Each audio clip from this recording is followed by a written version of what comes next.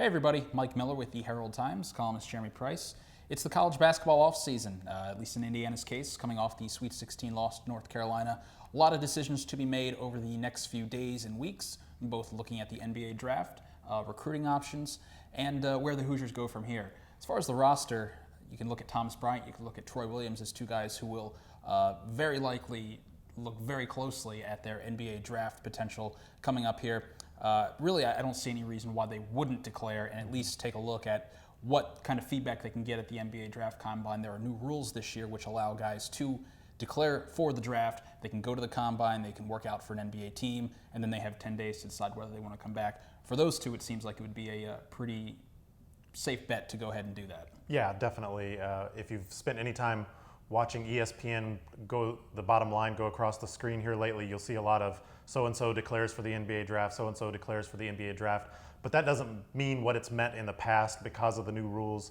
The situation is that basically anybody that's even on the fringes of looking at their draft potential should take advantage of the new rules and declare, quote unquote, for the draft, and then go to that combine, get some feedback, and then everybody has, the combine is May 10th to the 15th, and then you have 10 days after that to make a decision to stay or go. And so in this case, definitely Troy Williams and Thomas Bryant are almost certainly going to take advantage of that. It might not even hurt a guy like OG Anunoby to just go and get that feedback, even though he's not really thinking about making that jump yet, presumably, but just to kind of see where he stands, get a taste of the competition, get some evaluation, and get some feedback from not only his IU coaches, but some other folks as well as to where he needs to go next. So when you see those headlines the next few days and weeks, don't panic. It doesn't mean that these guys are necessarily gone.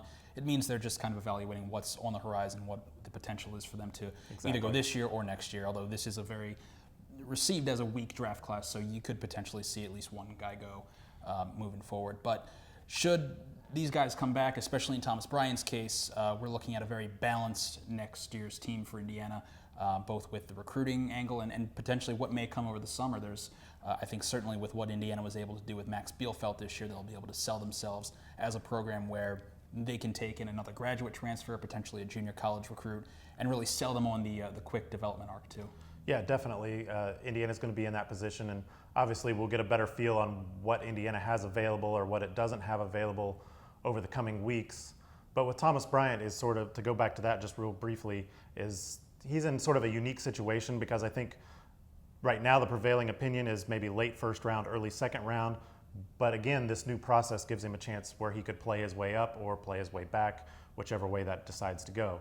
Either way, based on past history, typically, whether it's to the NBA, whether it's to transfers, there's usually some movement when it comes to the Indiana roster this time of year. And so that leads to what you're saying, the opportunity to look at some JUCO guys, some grad transfer situations, which I think fits Indiana probably as well as anything at this point because of the recruits they're looking at for 2017 and 18. They want to have some options available for those years. We'll see how the roster construction plays out over the coming months this summer.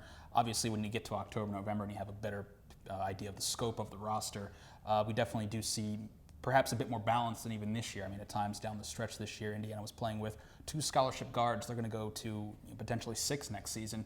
That with maybe a deeper, more flexible front court too, with some of the guys they're bringing in this class. Right. I think you have to look no further than really a guy like Harrison Niego.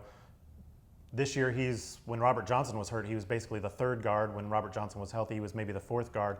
He bumps down to where he's in a situation to likely be the 6th guard on the roster come next year. So I think that speaks to the balance and depth that Indiana is poised to have next year. And again, if you get Thomas Bryant returning in the front court with Deron Davis coming in, we saw what Juwan Morgan and OG Anunoby can bring to the table. Obviously, Colin Hartman's flexible, can play a number of different positions. So I think Indiana has a lot more depth, a lot more options, a lot more ways it can play. You almost wonder if the ceiling then is perhaps a little bit higher than it was this year too. Obviously, they're going to lose the leadership of Yogi Ferrell. Not to say that it's easily replaceable, because I'm not sure that it is, but you do at least have guys, Colin Hartman, Robert Johnson come to mind as guys who maybe fit the backbone of this roster well moving forward in that regard. Well, I think the biggest thing is for the first time in 4 years, you're looking at an Indiana team where there is some leadership that has been passed on, and so there's some knowledge of what it takes, what's involved. And you're not just passing that to freshmen or sophomores, you're passing that to guys that are going to be upperclassmen with Colin Hartman and Robert Johnson. So the potential to carry that leadership forward is a little greater now. There's a lot to like the way this thing is shaping up heading into the summer months. Obviously, a big recruiting class coming up in 2017. We'll get into more of that later this spring. For Jeremy Price, I'm Mike Miller. See you later.